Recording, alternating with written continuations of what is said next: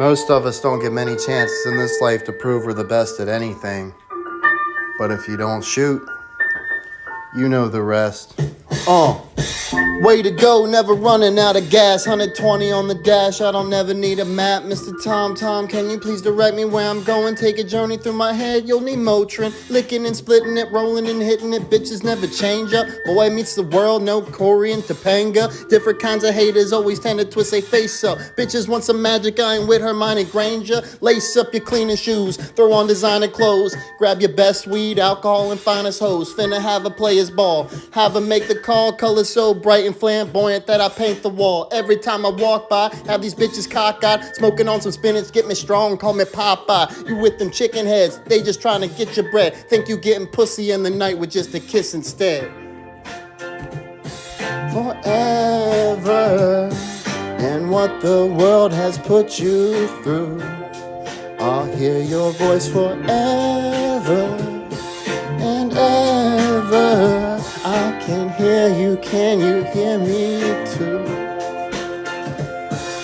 My whole entourage is large from here to Vegas. Imitators hate us cause we sport gators and flavors. Put snitches in boxes, coppers and federals watch us. They tried everything in this world to lock us but can't stop us. I use a chrome gat to push domes back. Watch how you talk when you call me, feds got my phone tapped. This rap game, I put my life in it. Chain got mega ice in it, pushing infinite. Chrome's rims like tinted, fat like an old crayon, smooth as rayon. L is who the ladies stay on, baby play on. I stay jeweled up, pockets swelled up from banks I held up. Plenty bitch ass niggas, big L stuff. Forever, forever. All right, y'all. So we never got a chance to talk about it, but that was easily the best rap song released this year, suspiciously from two guys that are dead. All right, so don't know how they pulled that one off, but moving on. Coach has the goods in this one, so we had to do a nice intro. Oh boy. It's just so much. Can someone else do this one? And Coach tag someone in. All right, so thanks for joining. Happy to have you. We are going anywhere and everywhere, short of like lacrosse, and even then I think we kind of threw a Hail Mary there like Syracuse. Right, so actually we probably do have a lacrosse pick too.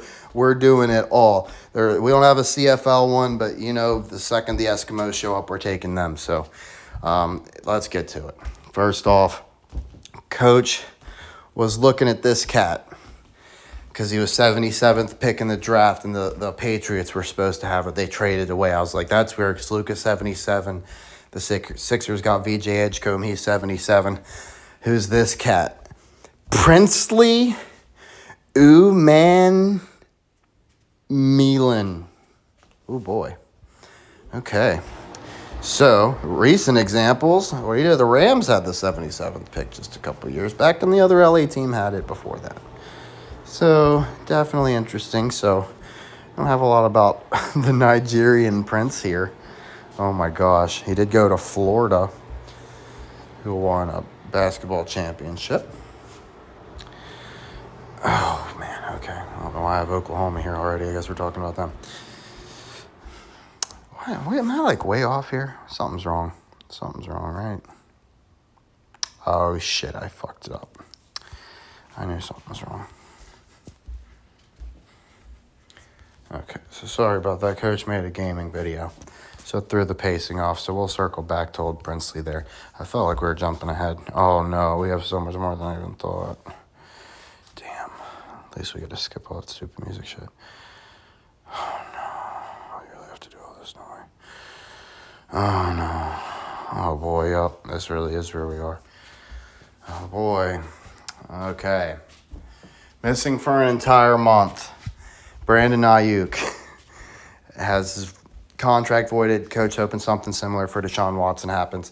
Relieve the Browns of some of their cap hell. Let them go on a spending spree. Get some talent and to shore up the line and the receiving core. Blah blah blah. Right. So Eli Manning asked how he would perform if he were to play today because Phillip Rivers is playing. So they're asking the old guys. They wouldn't dare ask Peyton Manning. He's too old. That's just stupid. Right, but what about you, Eli? What would you do? Oh, I'd tear my hamstring in 2 snaps. right? First snap, the ball. Second snap, my hammy, right? Or some stupid shit. Obviously, don't snap your hamstring, but you get it, right? So, longest streak following a loss. The Lions hold that distinction for the longest since the mid '80s. So it'd be nice if they bounce back next year after losing in the playoffs. Maybe lose their first few games of the season, go on a crazy 16-game run, and win it all. That would make sense to Brady and the Lions go on a 16-game running streak, right? We know he can win 16 in a row. He's done it before. Philly jersey prank, right? Confused the opponent by going with the 67ers. So, of course, we're looking very strangely at Coach's 76ers because of the 6-7 meme. There was a lot of other reasons we were suspicious of them anyways, but that's the main reason we're keying in here. So the 67 Sixers, of course, won the championship. They say the meme's based off LaMelo Ball, right? Because he's 6'7", which is the dumbest shit. That doesn't even make sense. There's a billion fucking, you know what I mean? That's nobody thinks Melo when they think 6'7".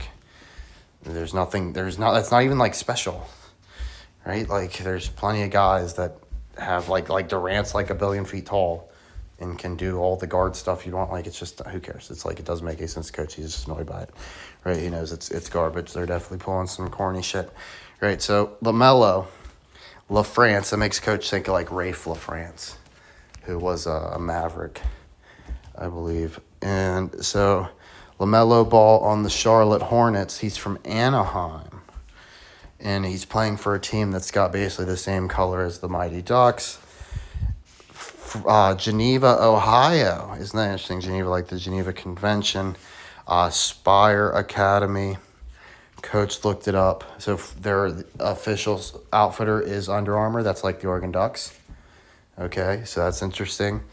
And their mascot is Sparky. So, most people would probably think all sorts of different things, but Coach went straight to the electric chair. All right, what's going on with the electric chair, okay? So old Sparky, what do you know? Supreme Court overruled in 1976 to bring back the death penalty. And this year, what do you know, right on cue, doubled this year. Executions doubled from the last year. Just year over year, double? That's insanity. And due to a dramatic rise in Florida, which is Coach's prime suspect because they won the basketball championship. And let's see. Trump's mouthing off talking about the death penalty. We know SMU with the death penalty. We're going to the year of the horse. Spoiler, Coach is going SMU next year. Okay, so Geneva in Ohio. This was weird. Is it here or does it say it somewhere else? I hope I didn't miss it.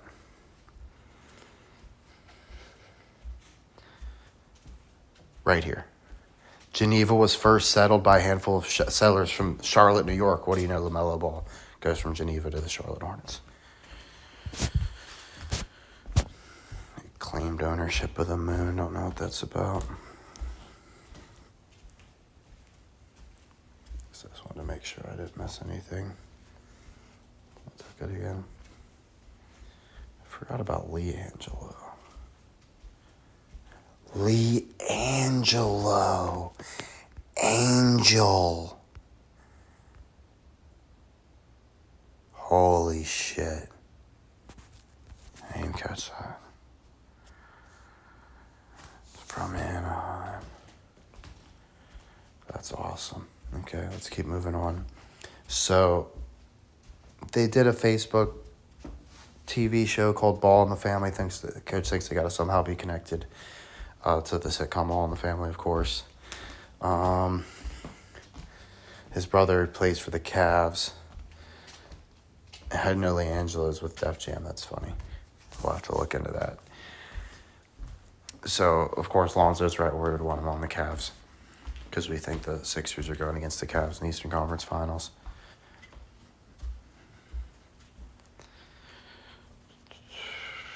There's also Zoe. There's an Allen.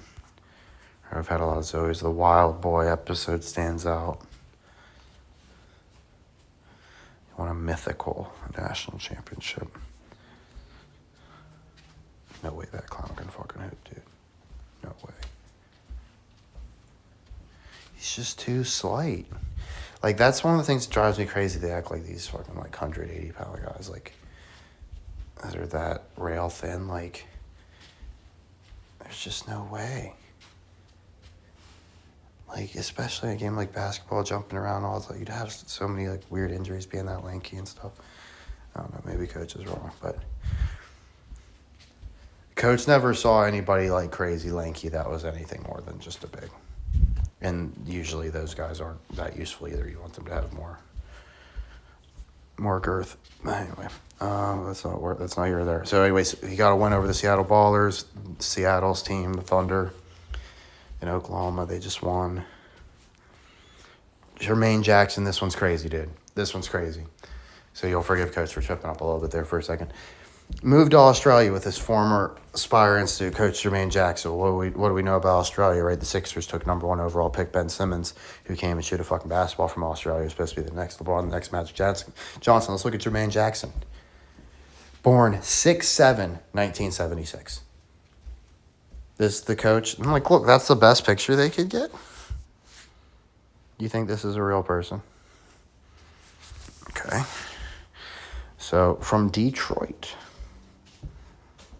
Played for the Quad City Thunder. Played for the Great Lakes Storm. Also played for Toronto. The Blue Jays were in the World Series. Yeah, looks like he played for about anybody and everybody, though. But the Knicks, that's also like a hit.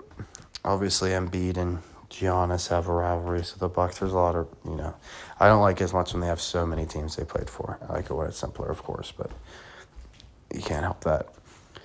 And let's see. So he signed with the Supersonics.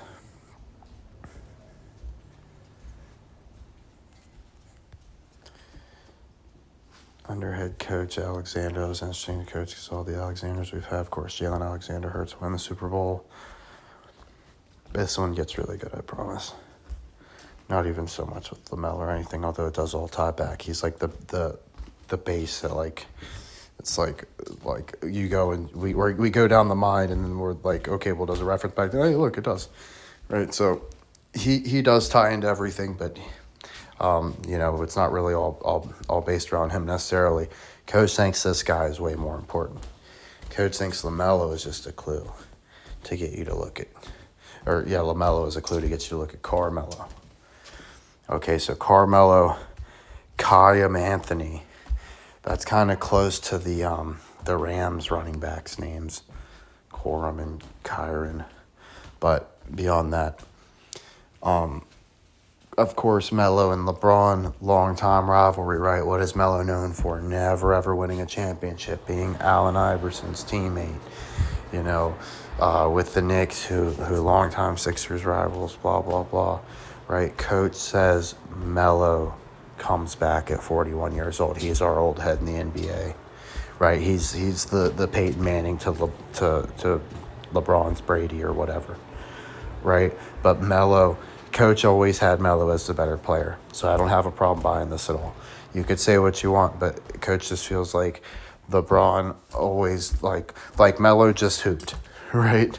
But LeBron was always doing all the extracurricular stuff, trying to make power moves, even beyond the NBA, right? With, his brand, all that sort of stuff. It never felt like Melo was as concerned with his brand. He was always just more of a true hooper to Coach, more of an artist, right? He felt more creative. And, of course, he doesn't have the physical gifts as LeBron, but that doesn't mean he's not extremely physically gifted. Right? He's got great size. He's one of the best scorers of all time. Coach thinks this is a great way to connect Iverson to the Sixers. It's not like we're asking him to lead the team here. Just take the equivalent of Bronny's spot on the bench, right? Last man on the roster.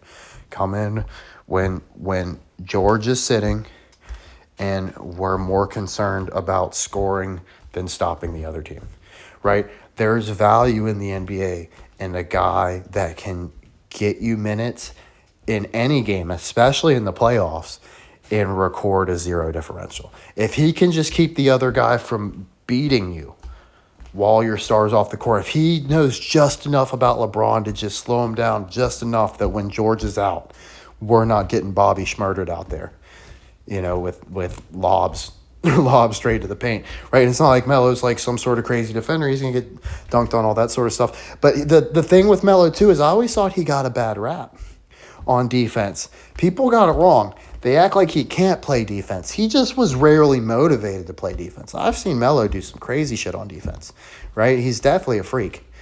And I could definitely see him swatting LeBron shit a couple times too, right? Especially a 41-year-old LeBron who always relied on his athleticism more than anything else, right? Melo always had that there and would do some crazy shit when he's right there, like, oh, let's go up, do a windmill or whatever, right? But he's more about the fadeaway, the touch, right? Melo's game, just by textbook definition, is going to age more gracefully than LeBron's, And as far as like a connection to Melo, why I like him the most out of anything, Hoodie Melo. You remember the Hoodie Melo meme?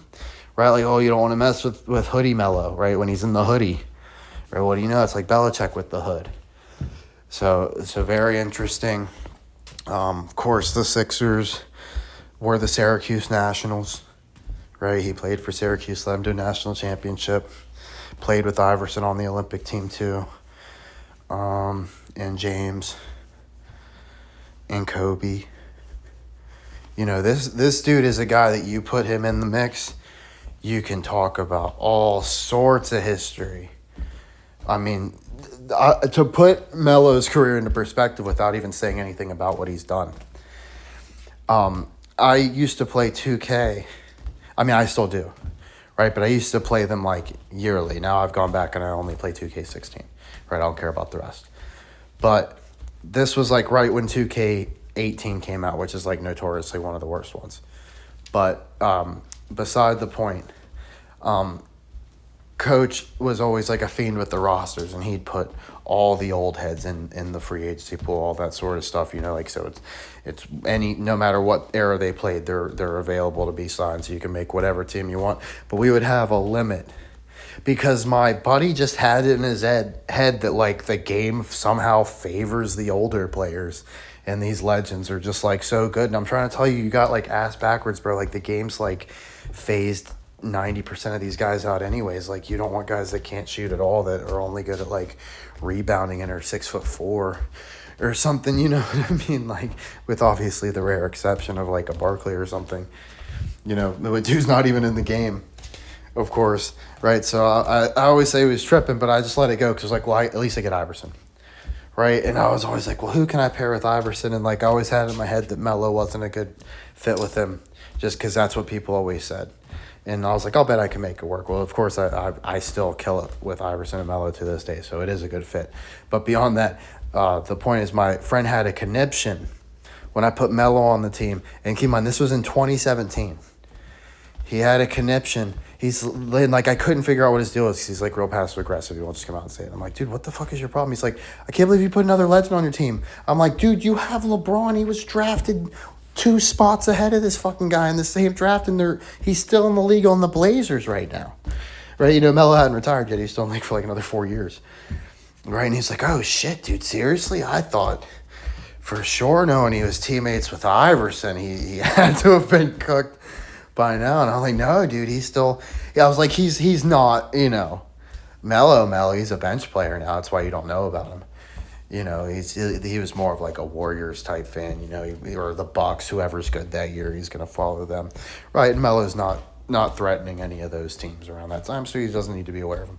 Right, but that's how long, like, Melo, like, how many types of players, like Melo can tie you back to Jordan, like, in a way. Like, I don't think they quite overlapped, but if he's teammates with Iverson with the crossover on Jordan, it's like you can just go back and back. There's so many different ways you can connect stuff.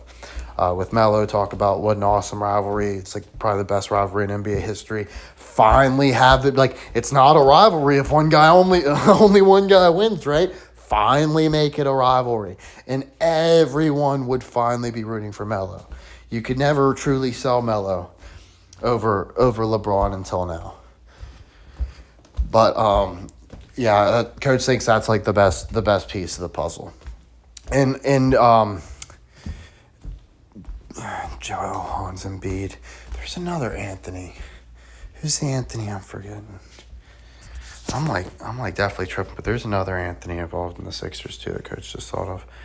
But so he played for the Thunder, Lakers, Nuggets. We think them be Jokic thing. Blah blah blah. Let's keep moving.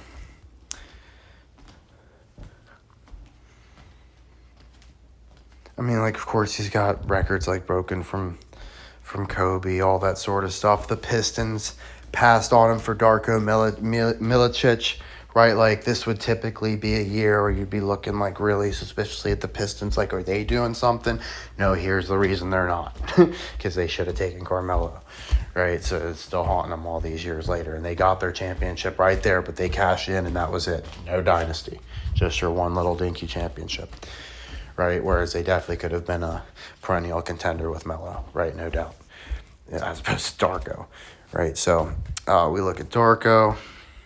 They call him the human victory cigar, right? He never played any meaningful minutes, right? The worst number 2 overall pick, literally in history. You could add Dwayne Wade, you could add Bosh, you could have had Melo, and you choose this one, right? That's how you know it's fake. And of course, he had to spend some time with the Magic. That seems fitting. All roads go through the Magic. And let's see. So, he's a generational draft bust. So anytime you look at bust, you're going to see him sandwiched right in between LeBron and Melo. Flip Saunders. Coaching in Detroit, right? Like Barry Sanders, kind of. I'm sorry, I keep messing up. I don't like the way they crop this shit. Why does he keep doing that? Whatever, I'll just roll with it. But it just makes it hard to read. Okay. So, I don't care, honestly, all that much about him. But pretty crazy, he scored 41 points against the Sonics. This is Melo, I believe, to set a new Nuggets franchise record for most points in a game by a rookie. It's real clunky at the beginning here, but I promise we're going to get rolling and you're going to be mind blown. We got all sorts of good stuff. This is just to kind of set the tone. So Coach want to make sure he doesn't miss anything big. But there's not a whole lot here. Coach kind of told you the goods, right? We know where we want Melo. Let's see.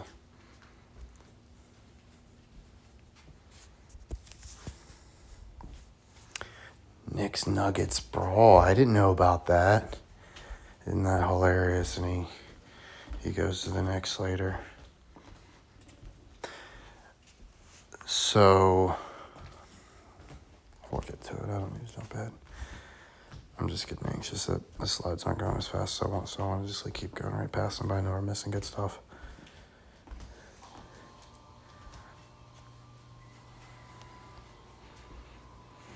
So he's teammates with Tyson Chandler, who was all pro. We like the Tyson thing. Chandler also, that's Chris Chandler, who was Rams quarterback.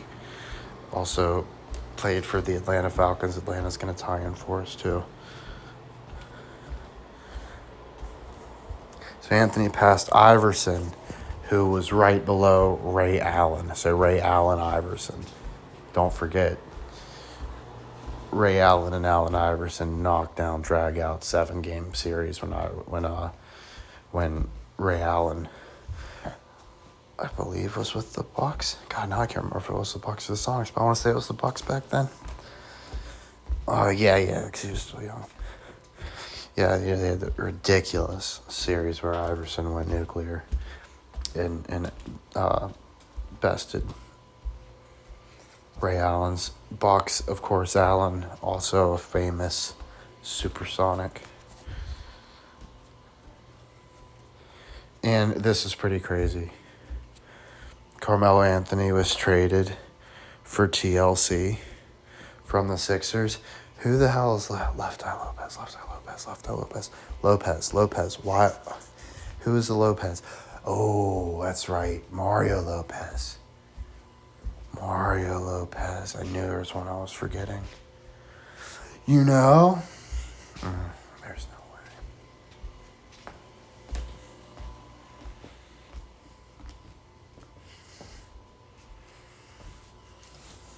Let me see.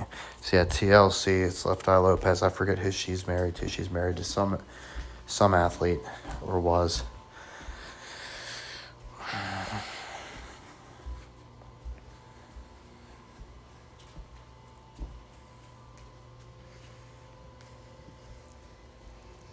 So right before he joined the Lakers, he received the Kareem Abdul-Jabbar Social Justice Championship Award, right? Wouldn't it be funny? He goes back and faces his old team. And like you can't even say him signing with the Lakers there was like a cursing. I would say it was the opposite. I would say that was like Melo's ultimate like swallowing his pride role. Like you're gonna take a bench role on like straight up LeBron's team. That had to be his last stop. You know what I mean? Like nobody else was offered it, and LeBron was just like, "Well, I know you're good enough to play. Why don't you just play with us?" Like when I'm out, you're in. And he was like, "Sure." Why not? Let's see. There's something about Moses Malone there. Move past Moses Malone on the all-time scoring list. Oh, so he's gonna pass someone else. I wonder who's ahead of him. We'll have to take a look at that. Let's do it right now. Let's see. So that would be NBA all-time scoring list right there. Who's right ahead of Melo? James Harden! Of course it is. Oh my God. Dude. And right behind Shaq, that's perfect. He's got to be within reach. There's no way I'm wrong. So let's put James as the top dark gray. Dude, it's a fucking 9-point difference. Oh, does James Harden get like a career-ending injury this year or something?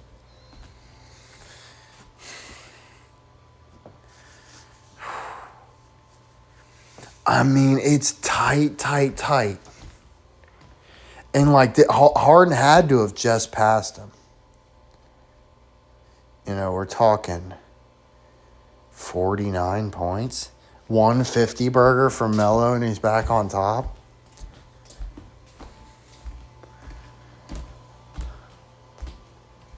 I mean, nobody would think like James Harden's he's the anti-LeBron that's like just built Ford tough, right? And all juiced up like James Harden's running on champagne.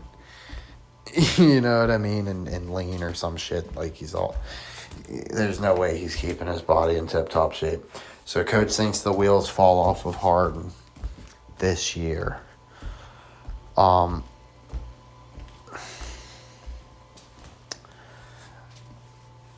wonder if he'd be back next year. I can't figure out if it's career ending though, but I feel like he's got to at least be done for the season. Like Melo's got to at least pass him back temporarily, I feel like. We won't spend too much time there. But that's just nuts. And look at how much higher Melo is than Steph and Paul Pierce. The human highlight reel, Big O. Just one ahead of 76er Moses Malone.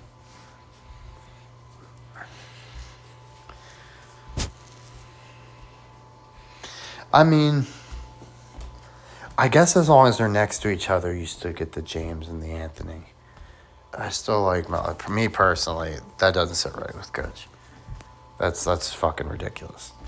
That they would give Harden the more points than Anthony. I don't possibly see it. That can't be how that goes down. Let's see.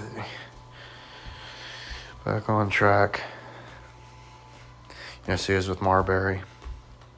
We talked about Marbury with the Beijing Ducks. Look, Olympics in Beijing.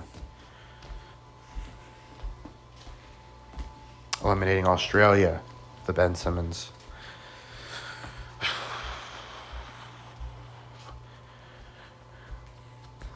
Honestly, like NFL, NBA, I feel pretty good about. So that's why I'm kind of yawning right now. I want to get to the stuff that you're not seeing coming at all, but we can't just skip this. So, I know it's a huge bombshell, Melo coming back, but Coach's known this for a full day, so he's already bored of it. So I apologize. I should have done half of this video last night and the other half today. This is 2 videos in one once again, and it's even worse than before. But let's see. Oh, look at that. Co-USA basketball male athlete of the year along with Kevin Durant. 3rd time in his career, right? Because that's supersonic. Why when I just Google Carmelo Anthony, it's the top story? Norman Powell, like Norman from Cheers. Keep in mind, that's not just a Norman, Oklahoma thing. We should definitely be looking at Norman Rockwell too. I'm gonna do that right now. But Cheers is in Boston. That's your Patriots. No. Right, so dude, what the fuck did I just say I was gonna look up?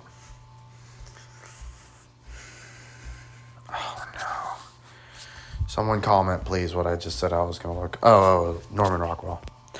That's kind of like Powell. Isn't that weird?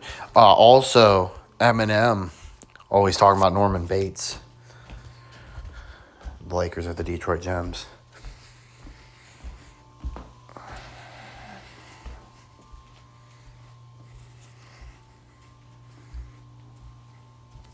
Percival. Massachusetts. Yeah, that could be for the Patriots.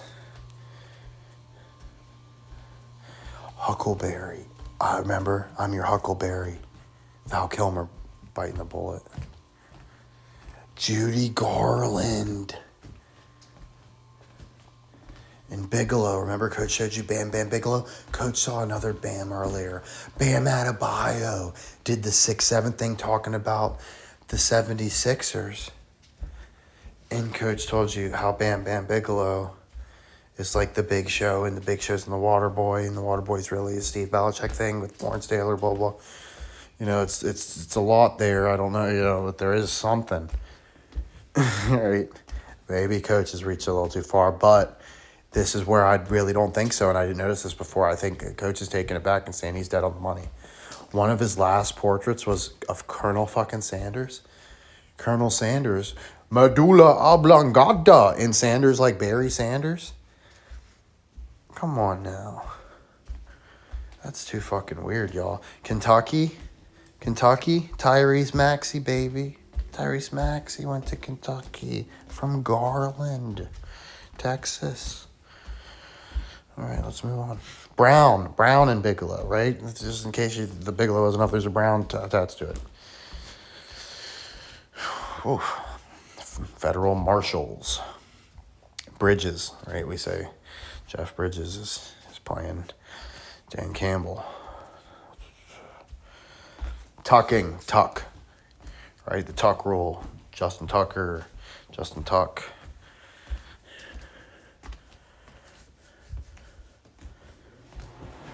Milton. I don't think Coach shows, but there's a Milton on the Patriots. Of course, Shake Milton, Sixer to Laker, Pipeline.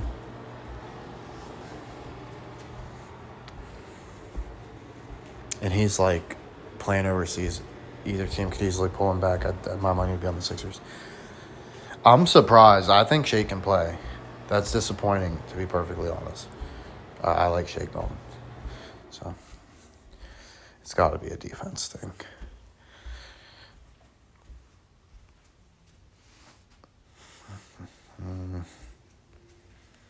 Let's move on from Norman. Okay. Right, so he's underappreciated. It'd be nice if the people appreciated him a bit more. Talked about Eminem already. Norman Bates, Imani Bates. So Coach was like, what's the Bates in the NBA? Imani Bates. Well, James Wayne. Right? It's kind of like Dwayne Wade and LeBron James. Bruce Wayne. All right, so he played for the Eastern Michigan Eagles. That's nice. Drafted by the Cavaliers.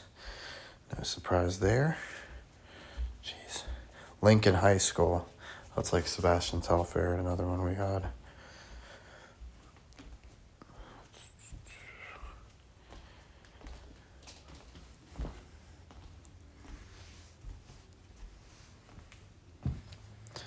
Mention him as possibly the best high school prospect since LeBron James. Get the fuck out of here. Right? I mean, come on.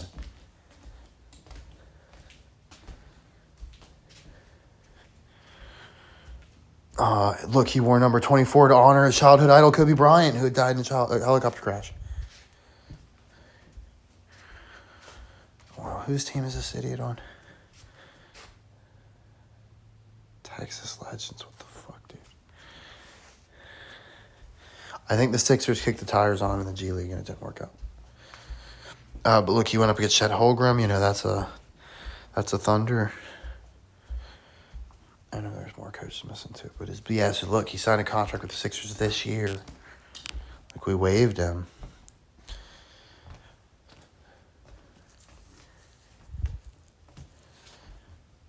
Wait, what?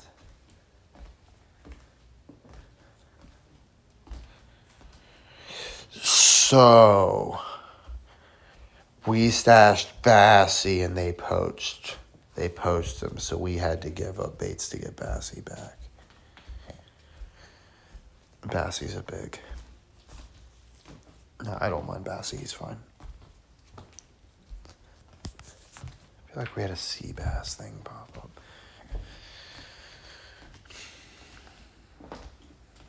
Cavaliers regret that pick because, you know, other guys hit after they were taken after. They're saying this could be the end.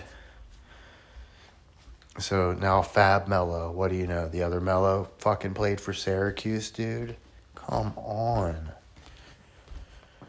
So Fabricio, didn't get a lot from him, to be honest. The Syracuse thing's enough though, right? And made coach think like Fabricio Verdum. No UFC guy. So Fabricio Verdum, he had a fight with, like, God, which one was it? Not Vonderlei or Anderson, but the other Silva that coach can't think of, right? And, you know, got coach to thinking of Bigfoot Silva, right? And Vonderlei Silva, he was knocked out by Crazy Horse Bennett. You know, like, it's like a behind-the-scenes lore, like, and it's not on tape. It was just, like, some scuffle, right? But, you know, we're ending the year of the horse. But, you know, Bigfoot, that makes coach think of Washington. And Seattle's hockey team is the Kraken, which is a cryptid. So, you know, coach definitely thinks that's very interesting. And I came across this in the game. I didn't know what the hell it was till I was doing my research. But coach ran up on this thing and was about to headshot it all to hell, and it just disappeared and went right through coach like a ghost, and it was so creepy. I thought it was like some sort of weird glitch or something. But, like, it was like, is that a hacker? Like, what the hell? You know, this was, like, a couple weeks ago, at least. But, yeah, apparently Fortnite added Bigfoot to the game. Why'd they do that? Yeah, it's, like, the biggest game in the world. Let's see. Looking at the Kraken. So, Edge coming, Buddy Hield. This is crazy that they're swapping jerseys. So, Bahama connection. Keep in mind, the Sixers have two guys on the Bahamas themselves. But here's 77 switching jerseys with number 7. Okay. Who are both from the Bahamas. And, sorry. Oh, yeah. And LeBron is the one that nixed the Buddy Hield trade. The Lakers had everything set up for it, and he pulled the plug and went with Russell Westbrook, right? Westbrook, of course, like Eagles legend Brian Westbrook. They just won the Super Bowl. Russell, like D'Angelo Russell, who the Lakers also drafted just a minute ago, right after Jahlil Okafor, and Russell, like Russell Wilson, right? You know, flaming out of the Broncos and the Seahawks, right? Of course, you think Seattle first, right? So that's what would be most important about him, of course, playing the Super Bowl against Tom Brady. Whew. Y'all understand what coach does. I don't even know. Like, I impressed myself, I swear. We're not even getting into the good stuff yet. Okay.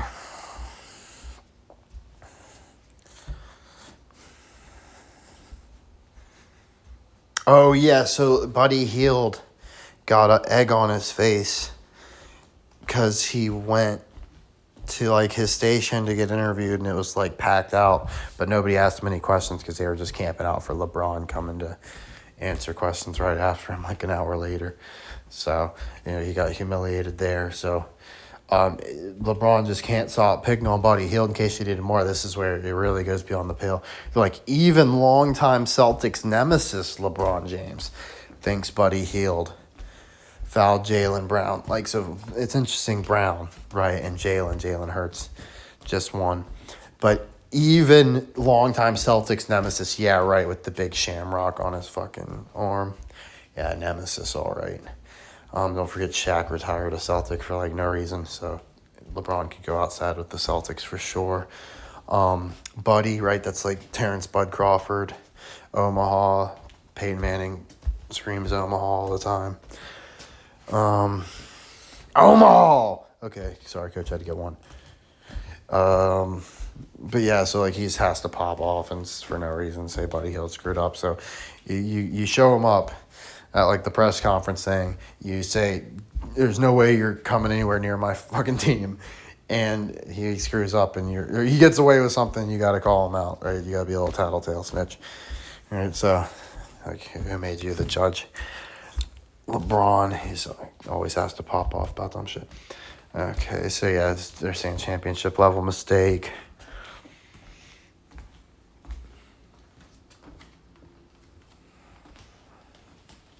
Yeah, it's just showing you they had the deal in place. I'm just mad that Coach did that big long video and he picked the Dolphins because he didn't know Tua would start. There's no way I would have picked fucking Tua to start. Like, they really bench him right after. Like, how the hell did it take so long? I thought for sure that's why they had bounced back. It's because he wasn't playing. He's horrible. All right, so finally the Hawk Tua meme is played out, I guess. Miracle at Ridgefield, how weird is this? That's the 76 Cavs. Right, so we knew there's some sort of connection there. The book written by Gordon. And then, look, their president is Kobe Altman. I mean, trust me, minority ownership of Myles Garrett. Coach doesn't call down the Cavs bluff lightly. Coach just thinks it's too good to take your money. Like, you gotta be thinking that. There's no way. Like it's not something you need to be a conspiracy head to be thinking that's what's happening. Right? You could easily sell them that they're like, at least once they're in the finals, that they're the best teams and they're for sure going, and nobody's gonna trust the Sixers. Like I said, basically synonymous with choking. The Cavs already got over. They gotta throw Philly a bone. They don't have to, right? But it makes sense to throw them a bone for not repeating as Super Bowl champs. So we'll give them something to freak out about. I think, to me, this puts Philly over way more than the Eagles repeat of the Super Bowl. They haven't done anything in basketball in forever. Gordon Gund owns the Cavs, or did back in the day. He also owned the San Jose Sharks. So Coach thinks the Sharks are going deep, but they're falling short. But, if you wanted to make an argument against it, it's like, well, the Vegas Aces won, Jerry Tarkanian, Coach there, he was Tark the Shark. Also, it's like the Golden Seals, right? Don't forget the Sharks. That's who Cleveland's hockey team is. But we know where Cleveland's big title is coming. To me, NBA Finals for Cleveland is whack. Win or lose stinks. Awful. Get it the fuck out of here. Right? It's literally just straight trash. Like, unless it's just a plan to, man, these ratings have been ass forever. Like, if LeBron's just going to continue to tank the ratings of the NBA, put the Cavs there and make it a big LeBron ritual that nobody wants to fucking watch. Except because, maybe the Cavs come out. But, like, it's just beat. It's too much about LeBron. I can't get with it. It just doesn't feel right. Right? Embiid's got, like not only is it too much about LeBron, it's like too much of the same boring types of players. Like Mitchell's just like whatever. Of course, the Mitchell and Ness connection or whatever. But like Embiid's got fire and personality, and Maxey is electric, right? Paul George, former cover athlete. We're talking about the Cavaliers. I just can't get with it at all. So coach, of course, he will tell you that is his B script, the Cavs. But if he's wrong and it's them, he's not mad about it, right? He'll still say he had every reason to think that they're doing the Sixers. Maybe it's overthinking, but I just think the Cavs dinner sucks, and they didn't even get really threatening last year. And the Sixers are the exact type of team that would need shit to be wide open, like the Celtics being handicapped and the Pacers being handicapped, right? So I just think the Sixers got way too much heat. Cleveland Barons, it's like LeBaron James, Baron Trump, Don Ford. This is most notable trade. All right, let's see. So Donald J. Ford.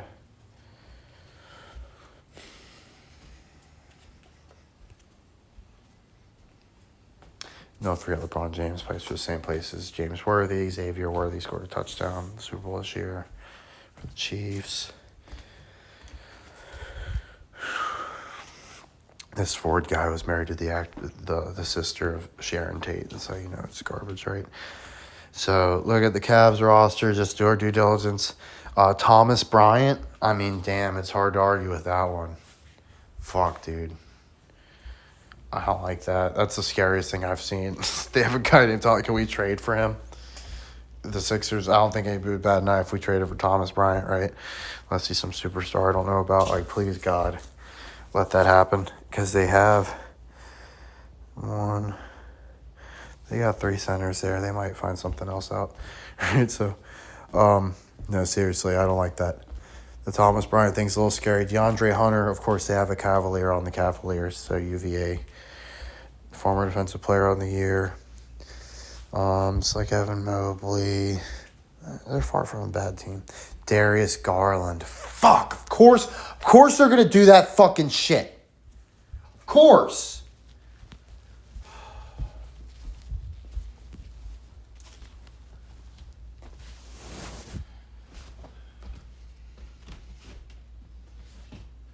I like the Maxey one because you'd have to actually look it up and know he's from Garland. I feel like it's more dummy smoke. They made that one too easy. Coach is calling that down. I needed a second though. That made me really mad. He's from Philly and played for Virginia. Oh God, I think that was Hunter actually, but you get it. Spider.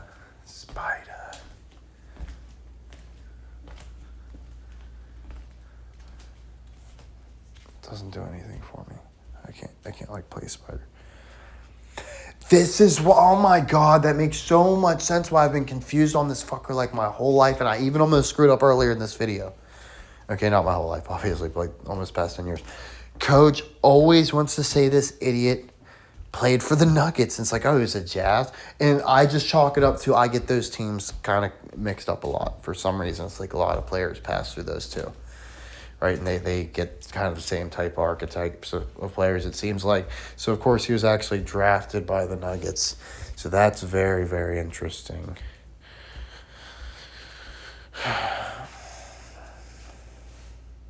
He led the Cavs their first postseason since the LeBron James thing. They make it so fucking hard, dude. Coach feels good about his shit, but you see this. You see in this crap. He scored 71 points, which was the most since Kobe's 81. Right, there's reasons to like him. Am I going to put $0 on the Cavs? No. I'm going to have. They're too scary. I got to put something on them. But I still like my Sixers more. A lot more. And, like, look, he's breaking, like, Iverson's records. But, of course, that could be they're beating the Sixers. Who knows?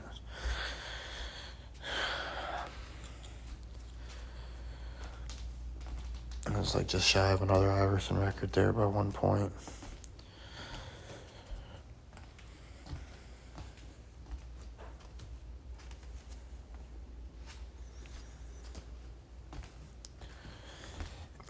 He's engaged to singer and actress Coco Jones. I thought that was interesting because Coach just thought of Coco because Kelly Slater's from Cocoa Beach. We just brought him up.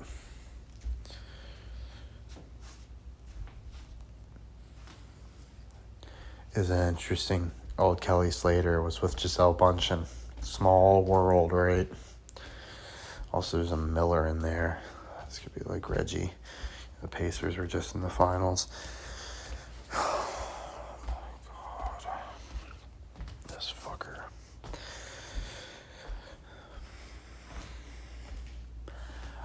I think your big clue is that no.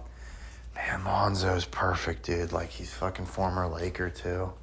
But, like, Lonzo ain't Embiid. You know what I'm saying? Like, yeah, he's got the same sob story with, like, injuries and stuff, but, like, no matter what Lonzo does to overcome that, like, he's still just Lonzo. He can't even shoot as good as Embiid can, who's, like, inches taller, right? Like, half a foot taller plus. So, I just, he's not a real needle mover for me. If the Cavs had LaMelo, that'd be a lot scarier, right? They've got the poor man's Ball. That's not that scary. But it is a good story. That fucking Cavs-Lakers one is a bitch. Could be. And there, like I said, we know other ways we can get our Sixers over, too. With the Nuggets or the Clippers but man, if Carmelo, there's no way he'd go to. I guess he'd go to the Cavs and they could be like the Syracuse beats the Syracuse team or something. But to me, wherever Melo goes, that's who I'm gonna put my bet in before then. But that's when I'm really gonna be going crazy. Like, okay, we can't be wrong. Same with Tom Brady showing up or Peyton showing up. I'm really glad the Packers are like so beat up because Broncos-Packers is terrifying to coach. That's his backup pick, to be completely honest, behind Rams-Patriots. But I feel so good about Rams-Patriots, I'm not like really focusing on it. Oh, this was weird. What was this? So Ball competed on The Masked Singer alongside Dr. Elvis. And that's something.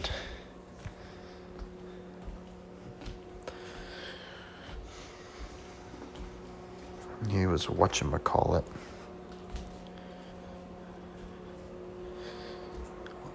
Okay, we got plenty of time. Okay, so of course Coach told you about D'Angelo Russell. Yeah, like Magic Johnson, he's like still involved with the Lakers and stuff too, right? Minnesota, of course, he ends up on the Timberwolves, right, because of the Minnesota Lakers. And he played for the Buckeyes.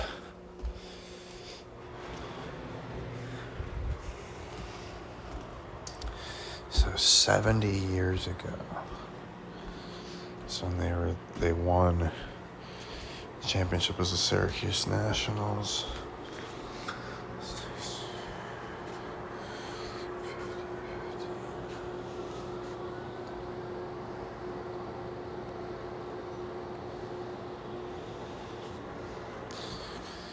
I'm not focusing too much on the numbers, but I did think of a couple of things here. It's just, I want to keep moving.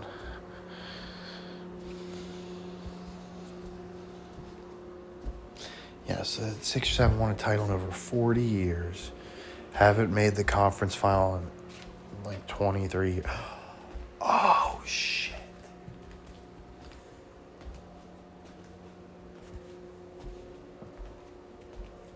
That's when it all started. Or was it 2001? Conference finals.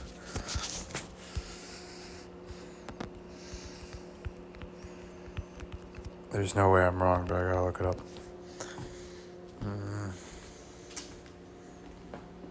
It's 2001, really?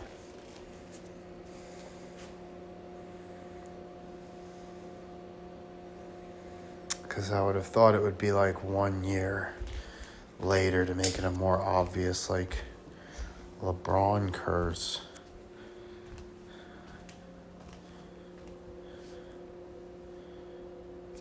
Oh, wait, the Clippers?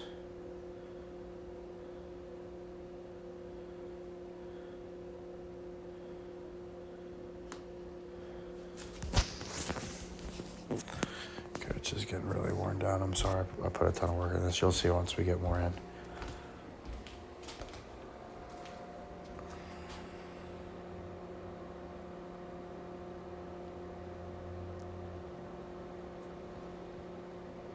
We blew a 3-1 to the Celtics back in the day in the conference finals. The Cavs had their 3-1 comeback. Oh. That's Coach's call. That's Coach's call, baby. Cavs go up 3-1 on the Sixers and fucking blow it. So everybody and like the Lakers sweep on the other side. So everybody's thinking for sure it's Cavs Lakers.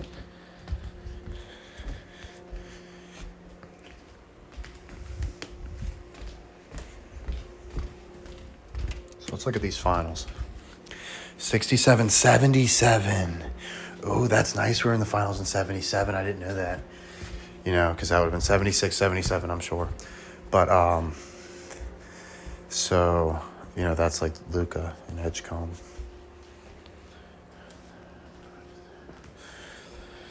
Just trying all the numbers in my head, saying what sticks.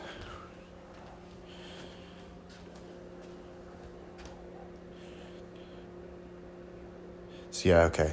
Check it out. It's been 42 years since 83 and 24 years since 2001. We're looking good. Sorry, Coach had to do a little bit of work there. So let's keep moving. Oh, we don't need that shit. Oops.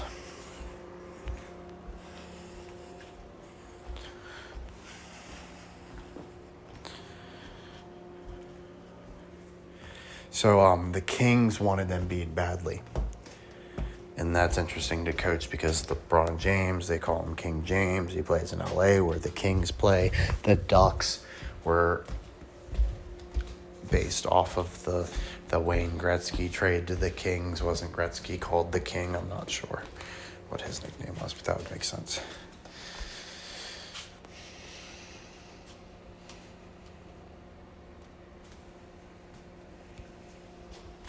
Oh, we're going to skip some of this. So this was for other stuff. All right.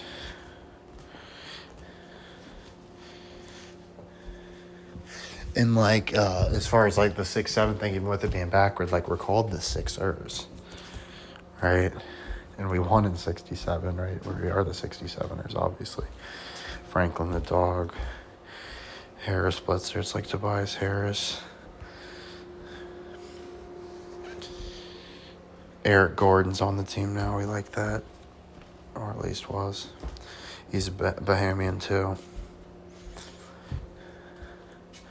Drafted by the Clippers.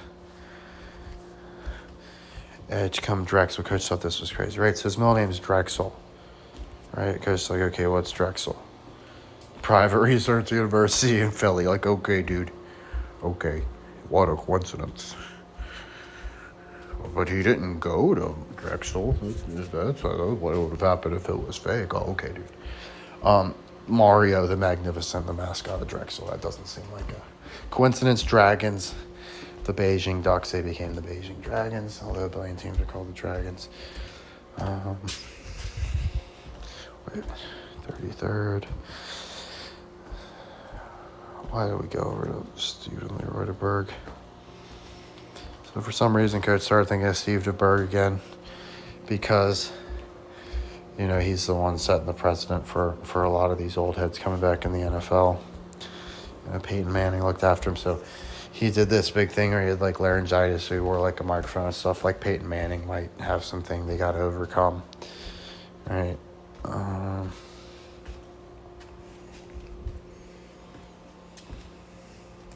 So DeBerg completely flamed out when he came back too. So, and he's connected to Chris Chandler, right? His record was broken by Tom Brady, all that sort of stuff. DeBerg was benched after a couple quarters when he had this big long gap. So Rivers is already doing something that hasn't been done, right? Or laying the groundwork. And they're saying he knows what Brady's going through, blah blah blah. Yeah, first guy through the wall, so you always get bloody, right? So Steve DeBerg, Peyton Manning, Phillip Rivers, they're going to take the brunt of it so Brady can get over the hump. So Coach was just deciding, like, let's just look at a couple of these teams on YouTube. So LA Angels, 70,000 subscribers. Kraken, 92,000. Wow, for such a young team. Already so much more than the Ducks and the Angels. The Angels are the bigger team. Even the Ducks on YouTube. Despite, all that Disney branding. They're both owned by Disney. The Rams with over 200,000 subscribers. The Brownies, right? So the Rams, 2 Super Bowls to their name this quarter century. 150,000 less subscribers than the Browns. Keep acting like my Browns ain't shit. Keep acting like my 325,000 subscriber Detroit Lions ain't shit. When the Eagles, right, two Super Bowls the past 10 years, they're at 900,000. Patriots, 350,000 down here with the Brownies and Lions, right? Like my Eagles, sure. Yeah, they got some heat. But these Patriots, you can give them all the rings in the world. They're just barely going to edge out these two teams that ain't never done it. Never. That's what we're talking about, the power of the Lions and the Browns and how much work they really do carry in the NFL that people don't think about because they only focus on winning. Will Campbell, draft pick for the Patriots this year is their first-round pick.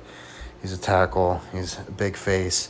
Vrabel, their coach, he played for Belichick, right? So it'd be perfect for him to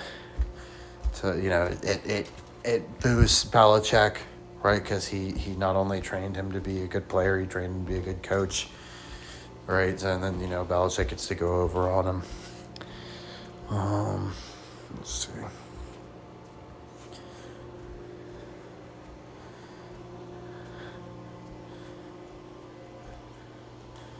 So he's on IR. He's got a high ankle sprain right now, but they're saying he'll be back like the last week of the season. There's Milton Williams, basically same thing with him.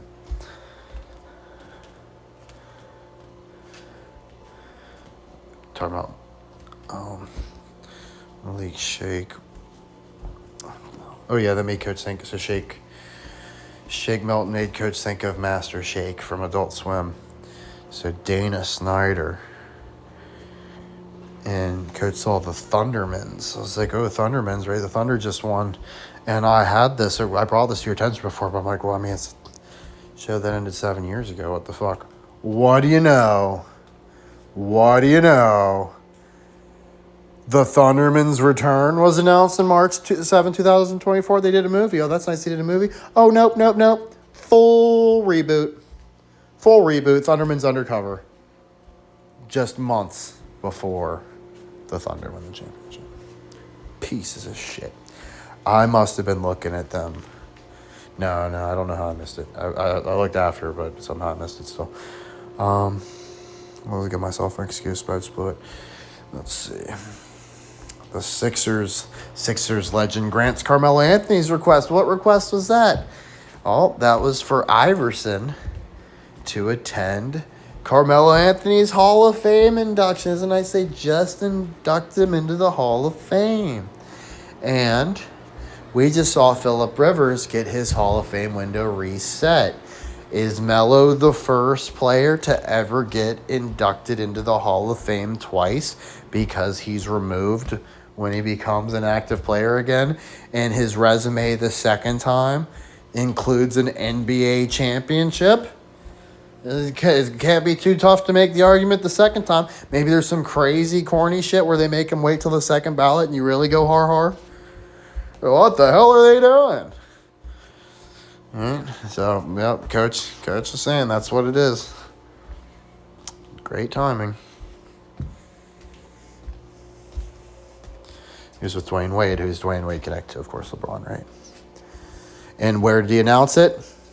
Paul George's fucking podcast, dude.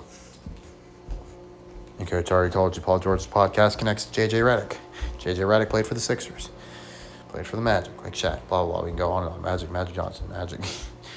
Ben Simmons, right?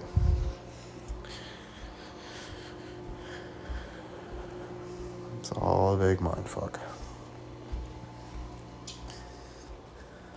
And Iverson's been one of the most supportive legends stepping away. He's not going to be moaning, woulda, coulda, shoulda. If anything, they'd be like, man, I could have done that. I feel like I let y'all down. You know, that I didn't take better care of myself or whatever.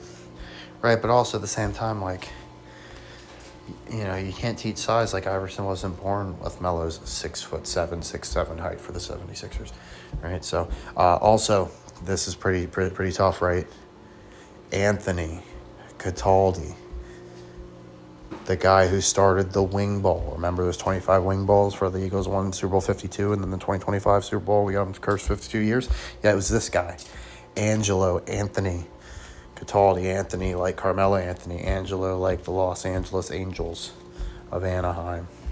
Right? Anaheim like the Anaheim Rams, the Cleveland Rams.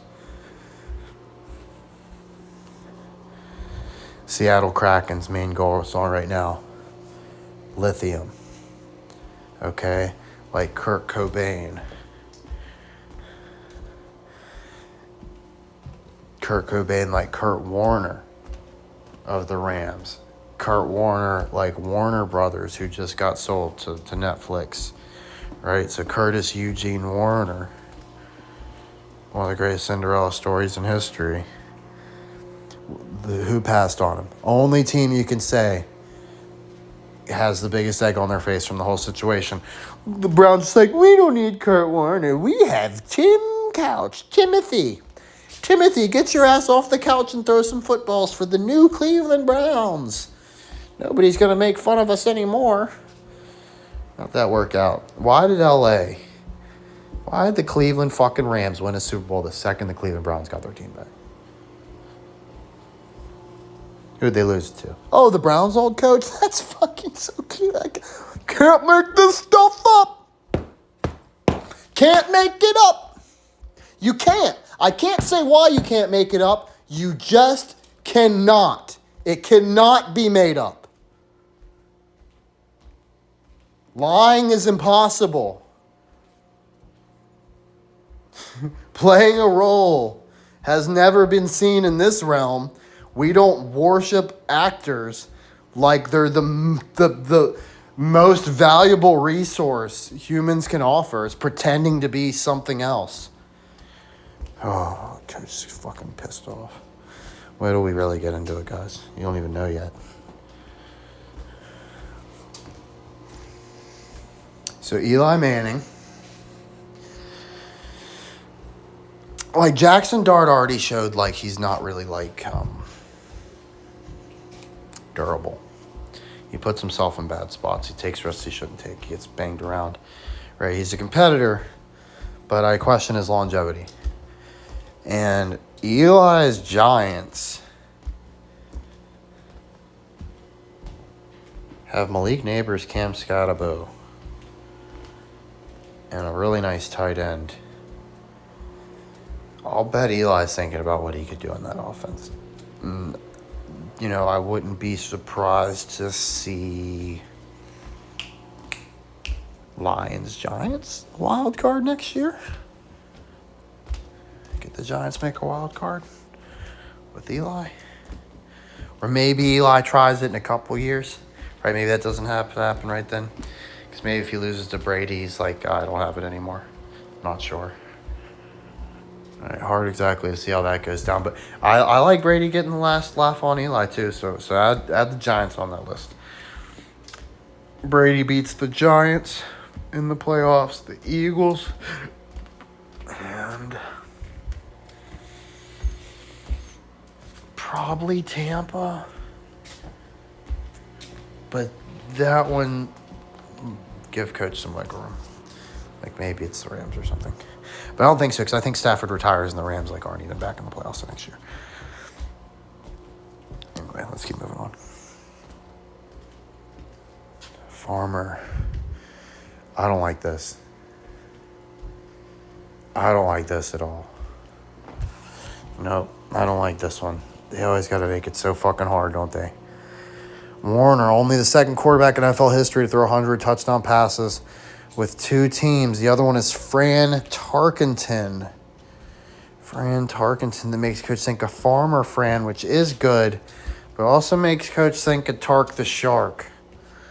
And I don't want to be sleeping on Vegas. They did get a WNBA championship, and that is basketball. So maybe that's all they needed. But is it the damn San Jose Sharks? Is it Vegas winning something else? Let's look up Fran Tarkenton. And then we're going to look up Farmer Fran. The Scrambler.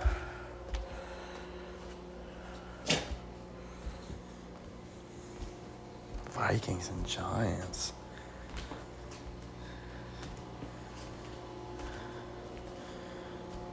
That makes me feel a little bit better. Unless he dies or something. It means something else.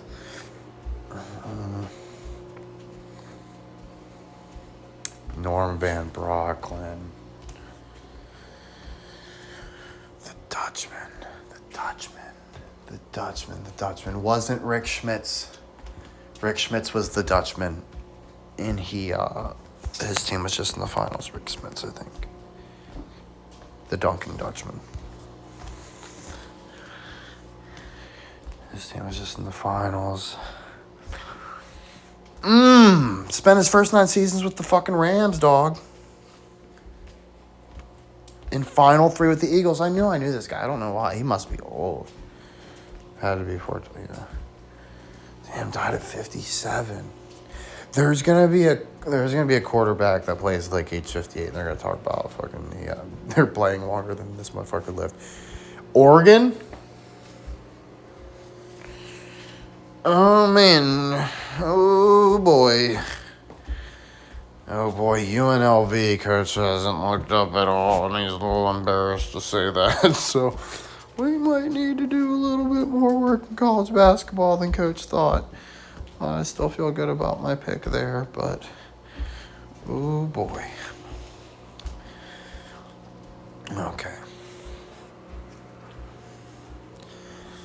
The hits just keep on coming. Goddamn Webfoot.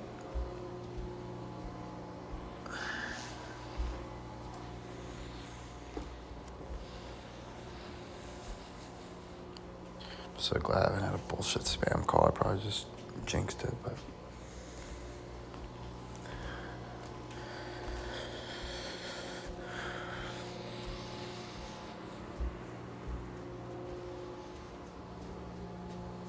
lost the title game to the Browns. So Elroy Crazy Legs Hirsch, Emil Hirsch played Alexander Supertramp. Alexander Hertz just won the Super Bowl. Sabine Alexander, so that one's tough to track.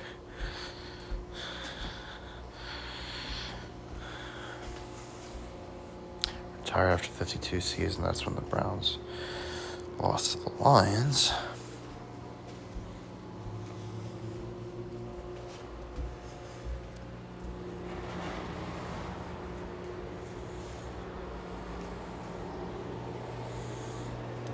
I think we're all just glad he's dead. Now, Georgia Tech, that's the Yellow Jackets. All right.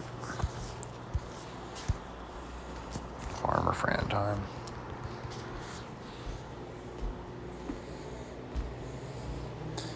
Blake Clark, I didn't see that one coming. Okay. Chet. Jesus Christ. Chet Holmgren just won the NBA Finals, y'all. Did I actually end up doing that rap into this, or was that a fever dream? Because Coach rapped about putting me through on one of the intros. I don't know if we're still rolling or if this is a different take. Coach's confused. Okay. I mean, Adam Sandler, we like that. Nice slinky dog.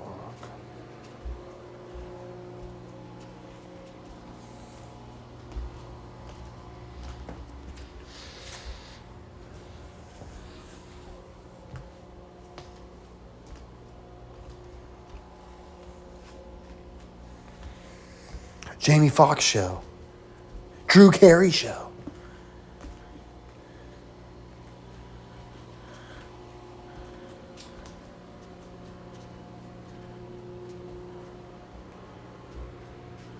Oh, Shakes the Clown. That's a winner.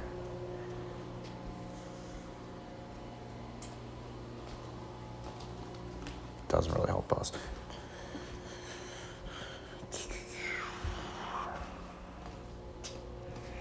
In Joe Dirt, we find out he likes to see homos naked. Hawaiian Vacation. We got the Hawaiian QB. Gabriel. He was in Happy Gilmore too. Tucker's Witch. Detective fantasy series. Like, why do I want to watch this so damn bad? We're gonna put that in the bank and come back. Okay. Blake. The fuck is that idiot's name? Fuck. Dunky Man. The guy that dunks isn't like good at anything.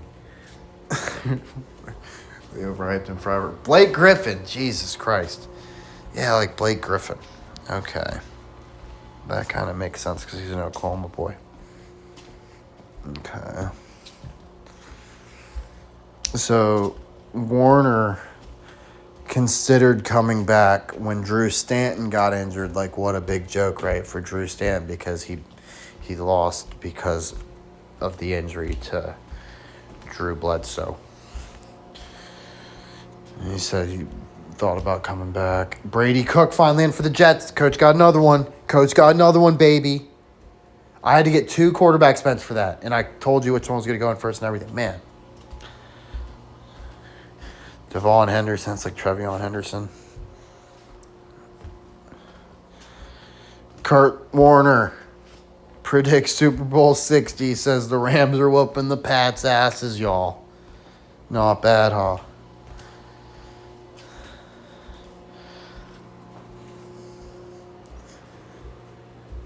So, I just want to talk about Travis Kelce and like why first of all, he has a perfect excuse to leave for Cleveland when he's in win now mode and his quarterback's injured. But even beyond that, the Chiefs don't want him back because they need. He's not he can be your top tight end, but he's not your only tight end. You need to pay another tight end good money and have a tandem or a super stud like Harold Fannin. Right, and so replacing injured Njoku, they had like identical numbers the whole year. Like literally every single time, I was like, it's crazy. You literally could just go on one or the other and it wouldn't have mattered. Right, like I kept expecting one to pull away.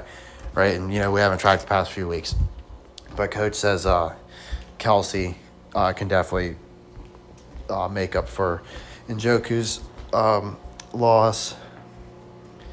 Kurt Warner hints at potential move into coaching. Yeah, Coach Shedeur Sanders, motherfucker. QB coach. You know how nice that would be? Oh, my. All right, so Peyton's the sheriff. It's probably Tom Hanks. All right, he kind of looks like Woody. Oh, shit, the sheriff. That'll come back. That's like a little cowboy thing. I'm telling you, I'm scared of Manning losing the Super Bowl. Like the Packers beating the Broncos in the Super Bowl is still terrifying to me. I just don't think on paper they have the football talent to do it. Either team, I think they've both lost too much. But wouldn't it really be something to bring Peyton Manning back, right? To show the old kids why they should care about this Arch Manning kid, right? He comes and he breaks Peyton Manning's interception record, blah, blah, blah. And look, something about Johnny Unitas, right? Johnny Unitas, golden arm. DeAndre Ayton, right? D. Ayton, Dayton, like Dayton, Ohio. That's where. Or wait, no. Ron's from Akron. Sorry. D. Ayton, though. Remember that one. Dayton. It's just not the way I was going to do it right here. We got to circle back. Bronny James. I'll bet that's in some way connected to LeBron James. Just kidding, of course. Let's see. Dalton. Anybody else here? Okay, Marcus Smart. Obviously, Sixers are going to have bad blood there. And then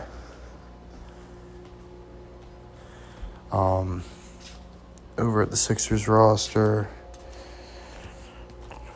Justin Edwards, Edwards, Brady, Edwards, Foles. I love that Kyle Lowry's still playing. I thought for sure he would have retired. So we got a hometown Philly guy that we can put over that isn't like going to take credit away from the rest of the team, really. You know what I mean? It's not like it's going to diminish what Embiid did just because he had Kyle Lowry, but that's still a multi-time all-star. It can help develop Maxey, you know.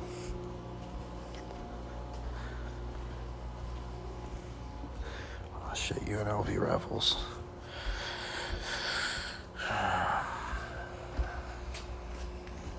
Okay, so yeah, we started there. So looking at Oklahoma Sooners basketball. Okay, because Coach started thinking he likes Oregon over Miami in football. Like, I was really worried about Oklahoma.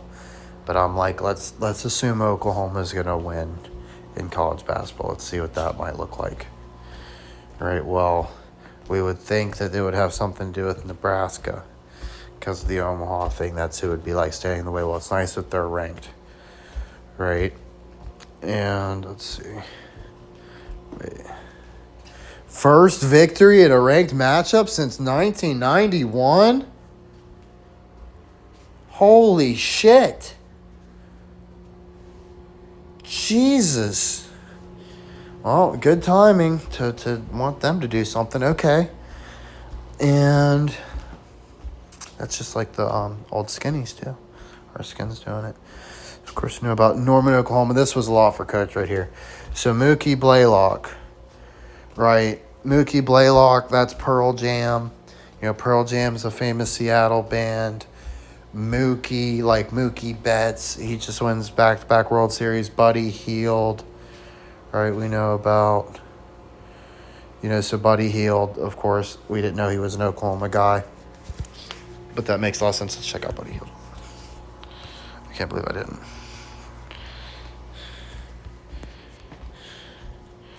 All right, so Sooners, I mean, that's huge.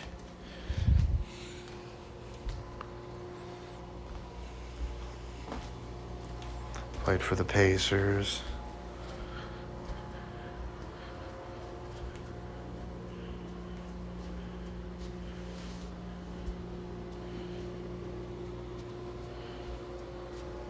So he was on the Sixers and we traded him.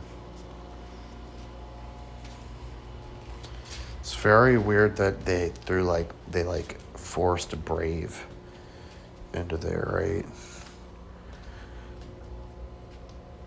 So he's with the Warriors now.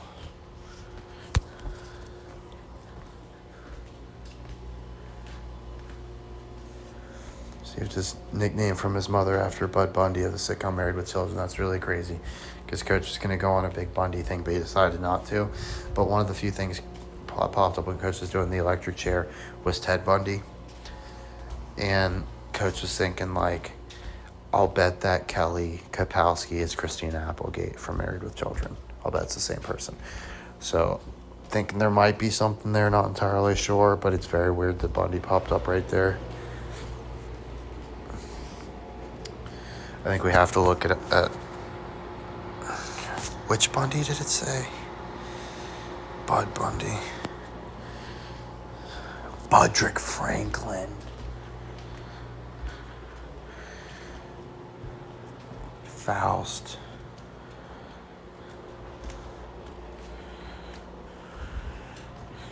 The Winx Club.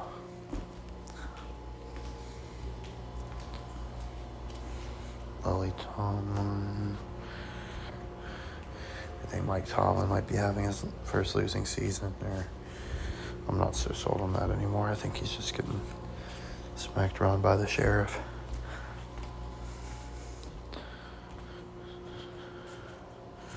All right, didn't seem to be a lot there. Let's move on. Joey Lord and Adams, that's Big Daddy, remember? Coach brought up how Big Daddy talked about the penalty shot and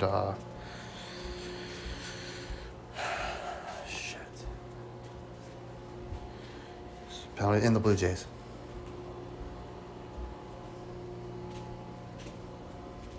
Yeah, Joey Adams, of course. Oh, never mind. I'm confused. Oh no, Joey Lawrence. Like, be like Joey Lawrence, right? And that's probably also Jennifer Lawrence, if I had to guess. Maybe it's too much of a stretch, but just coach calling it.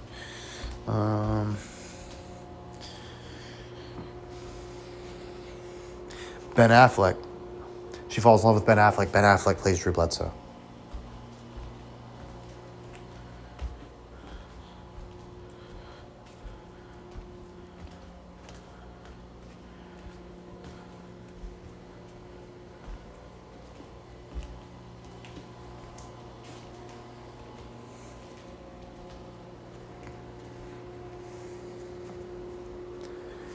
Australia.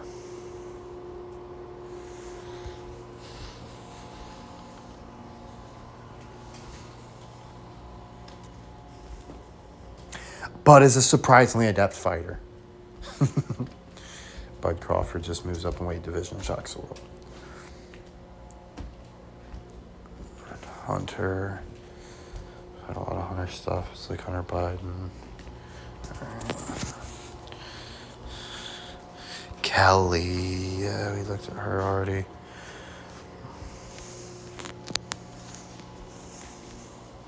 No middle name.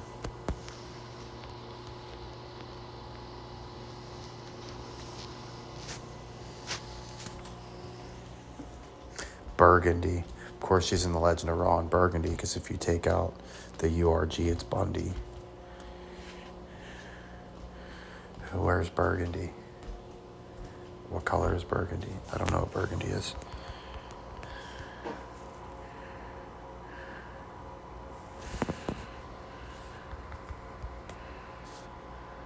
So I thought.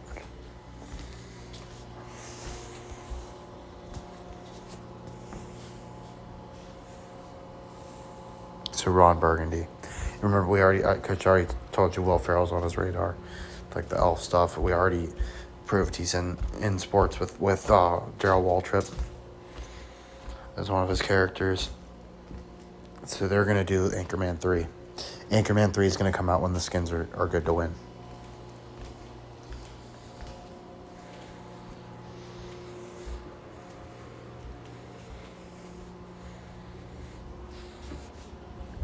Coach has had a pounding headache this whole time, and this would be going a lot better too. I'm sorry about that, but so Wild Bill Headcock, Jeff Bridges, damn, get the hell out of here, dude. There's a Bruce.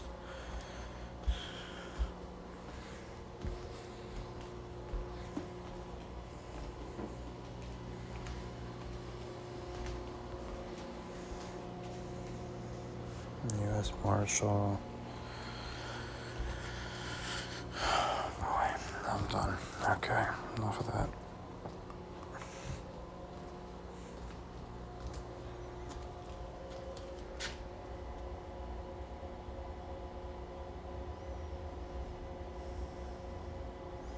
So the Pussycat Dolls were a band that they repurposed from 95 to 03. So, like, I'm telling you, dude, there's something really weird going on with time. Like, tell me that the gap between 95 to 03 doesn't seem like infinitely longer than 2015 to 2023. Maybe you don't agree. There's something about that. So much more changed.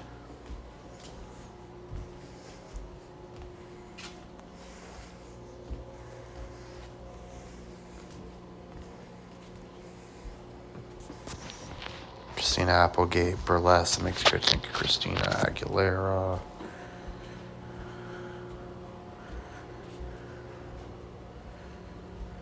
my God. I'm done with this bitch. Okay. Let's not look at. Peg comes in a lot. So it's kind of negligent to pass on her, but we're just going to go to old Al here. Ed O'Neill. He's from Ohio, 67 years active. He's 79 years old, so if he were to drop dead, that'd be a 76 flip.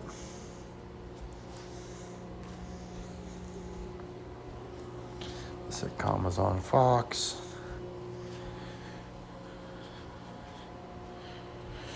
I would be looking for a third Ralph movie being made. Would be nice. Look, football scholarship. How about that?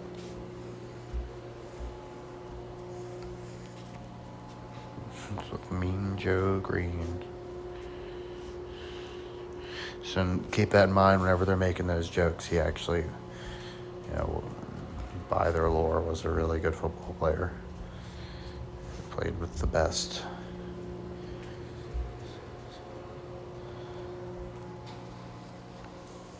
Also, the Little Giants football movie. Adventures of Ford Farlane. What the hell is this? Andrew Dice Clay. I've never heard of this. Priscilla Presley. It's nice we got a Presley and Ford connected there. Yo, get the fuck out of here. Tone Loke's in this. That'll tie back in later.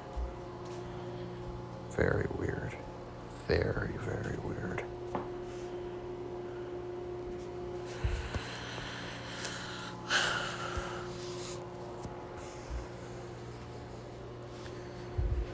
I'm feeling pretty good with what he's giving us. Let's just keep going.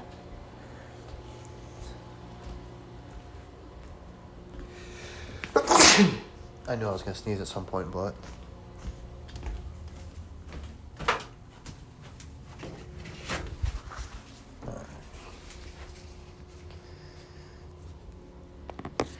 That's nice. Look, he's married with children.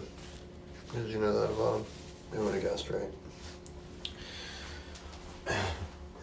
So, of course, he's also Modern Family.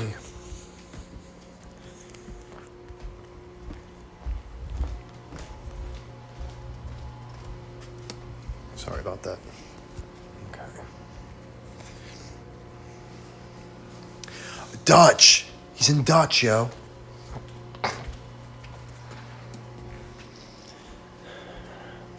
This release is driving me crazy outside the U.S.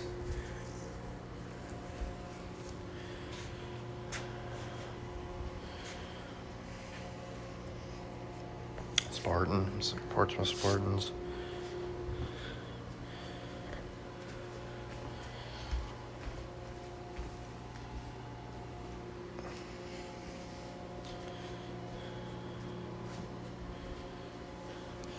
Dory, Finding Dory. Dory Jackson's on the Eagles.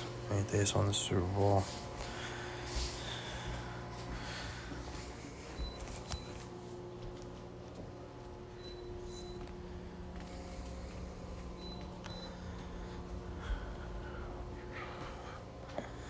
Big Apple. He used to star with Christina Applegate. Kick Butowski. She's in Kick Butowski, and Christina Applegate was Kelly Kapowski, that was it. So Kapowski and Butowski.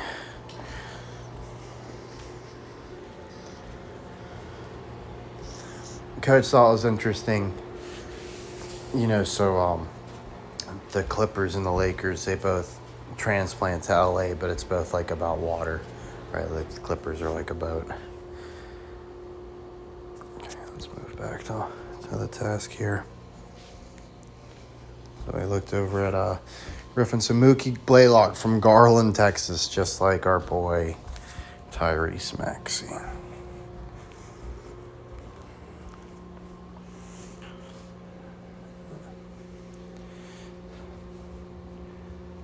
the hell is Mr. Supersonic? Hold on a second. They're really gonna do me like that. Nate McMillan, that is it, but there's someone else I'm trying to think of.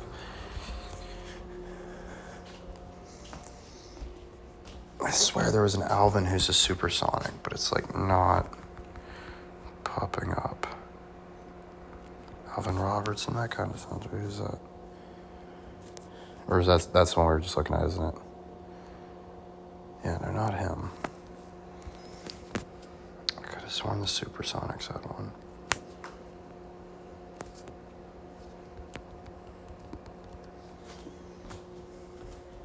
Alvin Snow. I know this is interesting. So Alvin Eugene Snow, of course, Eric Snow was teammates with Iverson Franklin. The Franklin Yellow Jackets won the Super Bowl, and then ties to Seattle. It's definitely kind of weird. Not the one I was looking for, though.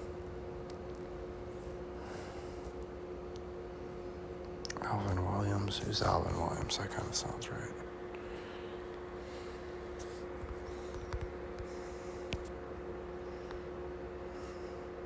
Nova, Philly. Yeah, that's the one. Alrighty. Philly Connection, Clippers, Toronto. Alright, let's get back on task. So Alvin Harold Carlson. So Harold, it's like Harold Fannin. He's from Garden Grove. So Garden Grove, that's like Bradley Knoll of Sublime, right? Sean Bradley, 76er. Bradley Cooper, starred in Silver Linings Playbook, and Sam Bradford, both LA Ram and Philly Eagle. This guy right here, old Alvin, happened to go to Oregon. 52 years, drafted 52 years from the year 2025. Played for the Supersonics.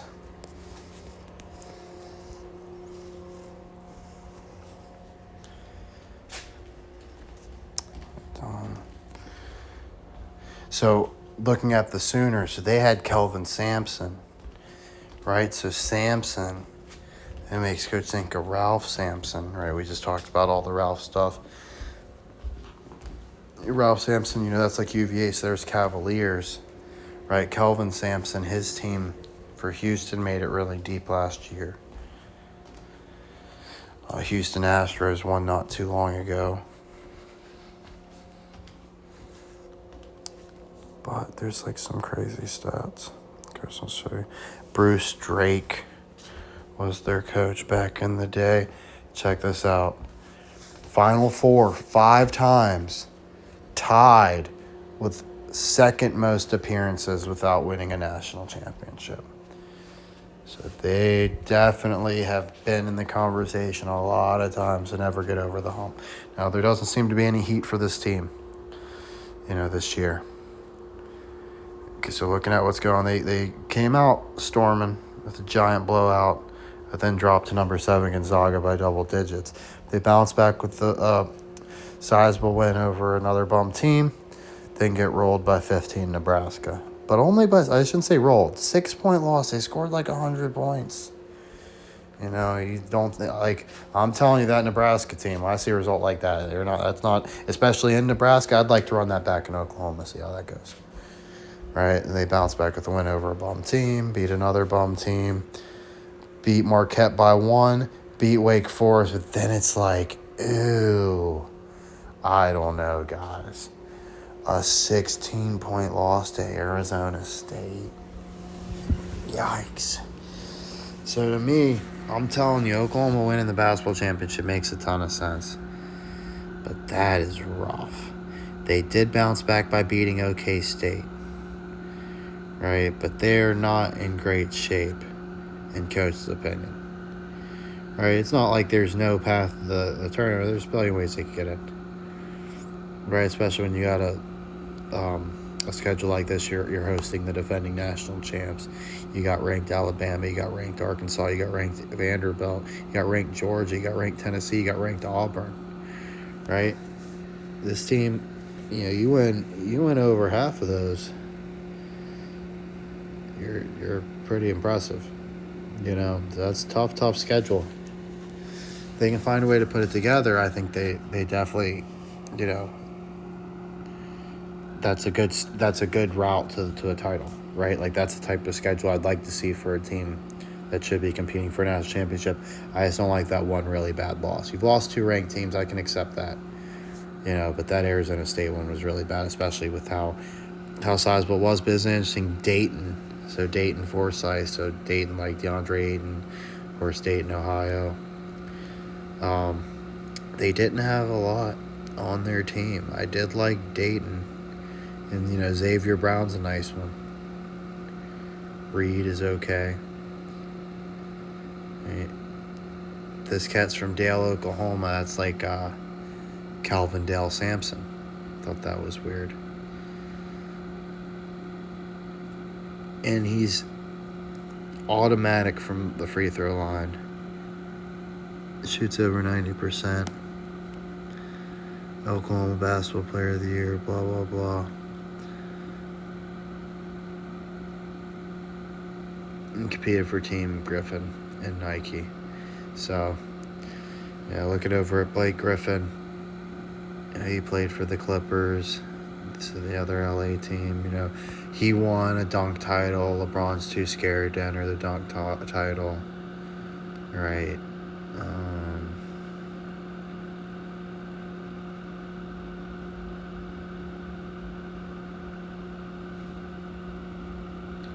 First overall picks. This type of the player Sixers could have had if they didn't draft Ben Simmons or Markelle Fultz.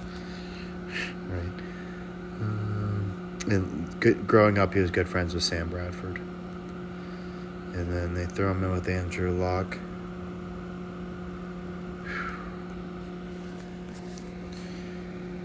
So, Nebraska, Lincoln. Right, so we got the Lincoln thing. They've got a crazy, crazy stat here. Okay. Where is it?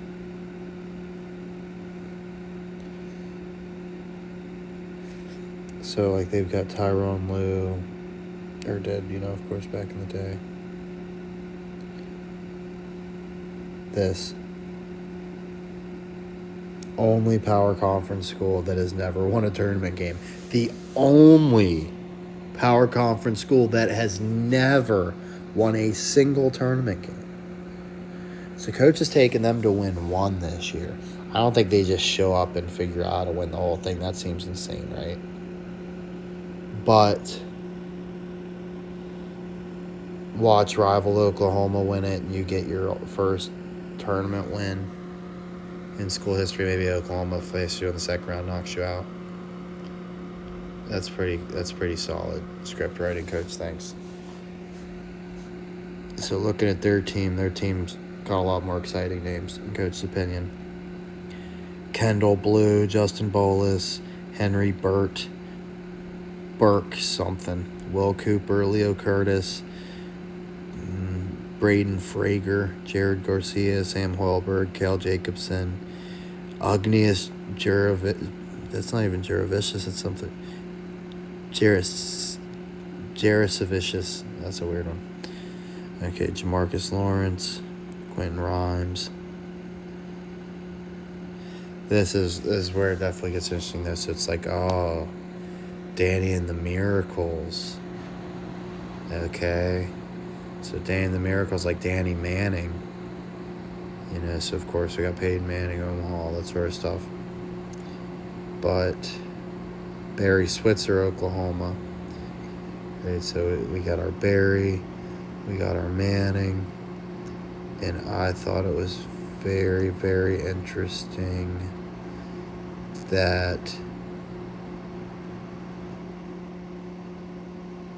they were upset by the Kansas Jayhawks. I know I'm stumbling to get to about nowhere it is. Basically, the Kansas Jayhawks, they upset Oklahoma. Embiid, huge Kansas Jayhawk. We think he's getting his title, right? So Kansas could lose, but feel good about watching LeBron finally win. I think they'd rather see I think they'd rather see Joel finally win, especially beating a LeBron than their school win, to be perfectly honest. It's not like Embiid was there a billion years ago. They all know who he is.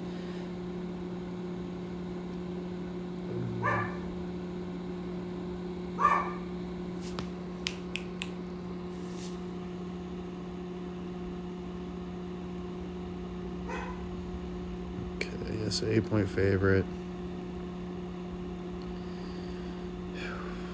Wait, let's say Orange Bowl. Oh yeah, check this out. I'm glad I didn't skip this part. So, the reason this game continues to resonate with OU fans so many years later is because Barry Switzer's 1987 Sooners, ranked number 1 and undefeated on the season, lost an Orange Bowl showdown with Miami for the national championship only 3 months earlier. A national championship in basketball would have been salve to that wound. So, does an Oklahoma college basketball championship this year salve Oklahoma's wound of watching Oregon beat them and go on to face Miami, who beat them so many years ago? It's coach's official pick, but it's very tough because you'll see Oklahoma's not that inspiring, right? There's nothing I can point to and be like, oh yeah, surefire NBA star. Now, I will say that Dayton guy has done stuff that like nobody's done since Trae Young. And, in college, having a Trae Young can win you a championship. It's not like the NBA Finals where you got to be better than that. But, yeah, we're looking here. This is the WNBA, huh? Sorry. So, looking over at the WNBA. Here's the teams: Atlanta Dream, Chicago Sky, Connecticut Sun, Indiana Fever, New York Liberty, Washington Mystics, Dallas Wings, Golden State Valkyries, Las Vegas Aces, Los Angeles Sparks, Minnesota Lynx, Phoenix Mercury, and the Seattle Storm. Okay? So coach says just give them the Seattle Storm right away as the loser. It's so close to Thunder, and we think, Kraken could be in the mix. Right? So coach says give us Storm as the loser to... Initially, I thought the Sky. So it's like Sky and Storm. That sounds right. Let's look at what's going on there. So let's check out the Sky. Okay. And here's the plan. I'm sorry, I skipped this. So here's the planned WNBA teams: Portland Fire, Toronto Tempo. That's horrible. Cleveland WNBA team, Detroit WNBA team, Philly WNBA team. So we're getting 4 good ones and the Toronto Tempo. Sorry, Kat, but that's fucking terrible. The Tempo? Jeez. It's awful. Okay, and then so the Sky selected Epiphany Prince. I thought that was really close to the Prince we saw before. She is a Russian player. Angel Reese says she wants to be in the NBA Finals. Okay, so I was like, Angel Reese, it's tough to see her in the finals. But I could see her losing in the conference finals. And look at this. Look at that logo. Huh. The Atlanta Dream. Let's take a look at them. Renee Montgomery, David Montgomery on the Lions. We got one in it next year. Sanders. It's like Barry Sanders. Brown. We like all that. All good things. They qualify for the playoffs more years than not. That's good.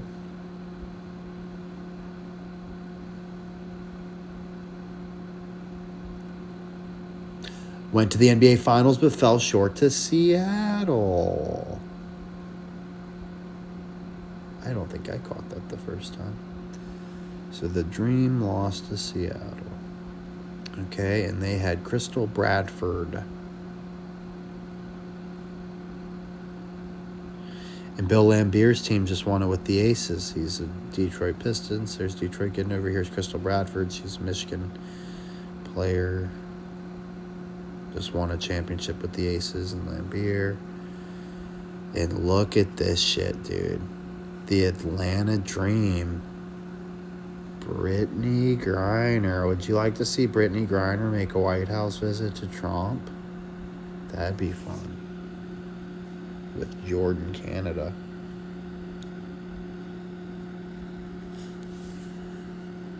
So, Atlanta Dream is Coach's pick for WNBA winner. We're going with them over the Storm. Look at how similar that is to the Angels. I mean, what? What? It's the same fucking thing. Is Coach tripping? Good Lord. Okay. So, if Coach likes the Angels so much because he's like thinking the Ducks are a fake out team and it might actually be the Sharks or the Ducks losing to the Flyers or something like that, you know, and it's actually, you look at the other Anaheim team and it's the Angels. Like, what's going on with the Angels?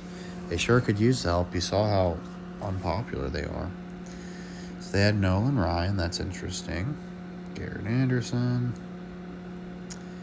Oh, boy. Shohei Ohtani was on the Angels for 5 years. Coach did not know that.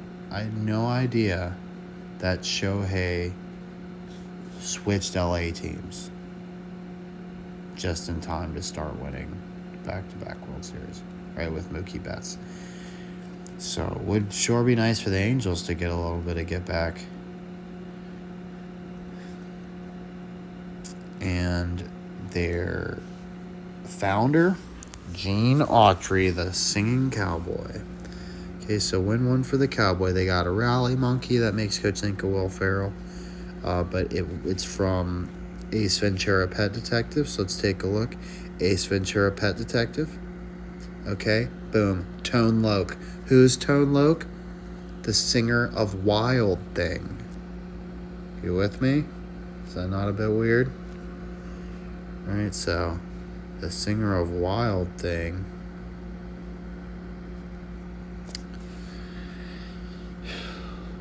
So the Angels and the Guardians could meet up in the ALCS and the Angels smack them. And the Angels were like the worst team in the fucking league last year, dude. But like, the difference between worst and mid is not that bad, right? They got a lot of ground to make up to get all the way to the top. I don't know how they do it. Coach will have to look and see what kind of moves they're making. But that would be my pick, is the Angels beating the Guardians in the ALCS. And in 2002, they beat the Giants. So you have like an all-LA team. Of course, the Giants have won a championship since. Crawford was an umpire.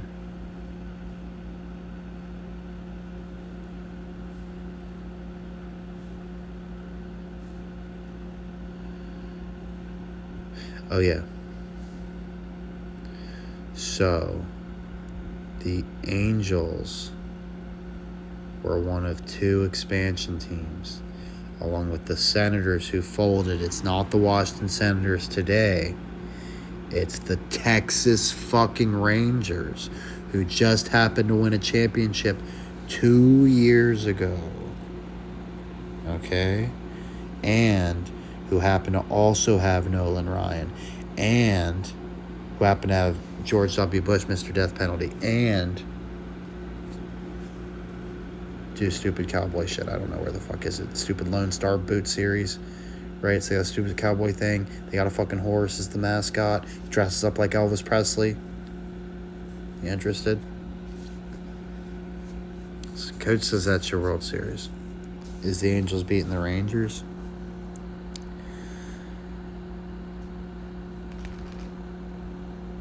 And in the UFL, so we're just going to move on from that.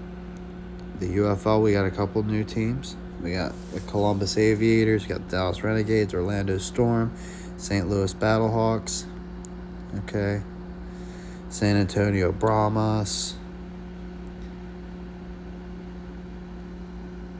Coach says,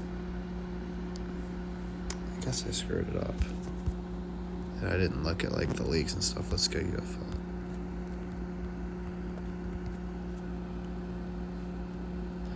So make sure we have like the league split up and stuff, right?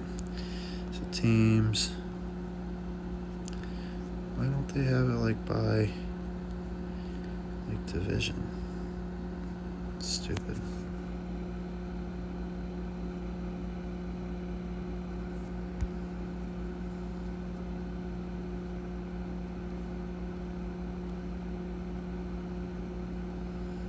Teams, one league.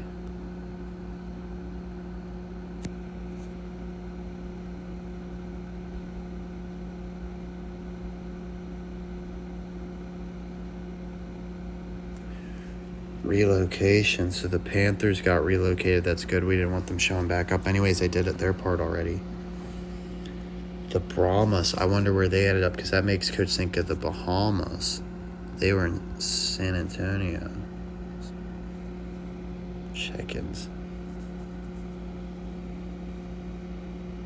Were. So who are they now?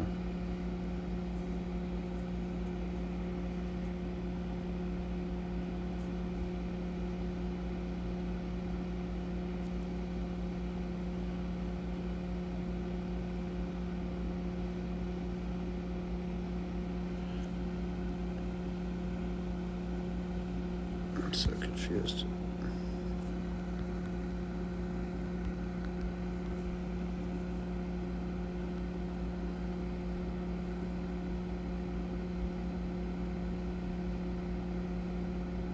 So the AI says they got dissolved.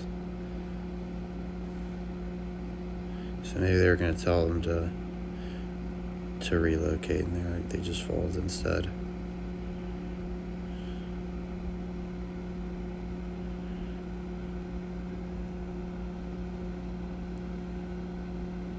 Memphis, Michigan, San Antonio, with Houston back in action.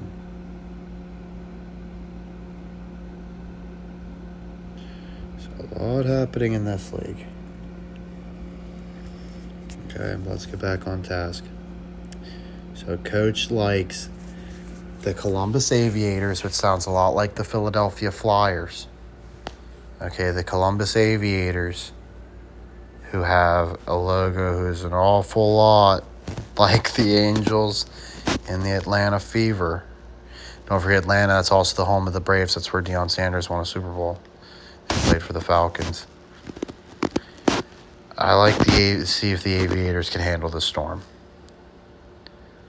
And I mean, there's a lot. It could be St. Louis Battlehawks, the Rams, right? Maybe I'm sleeping.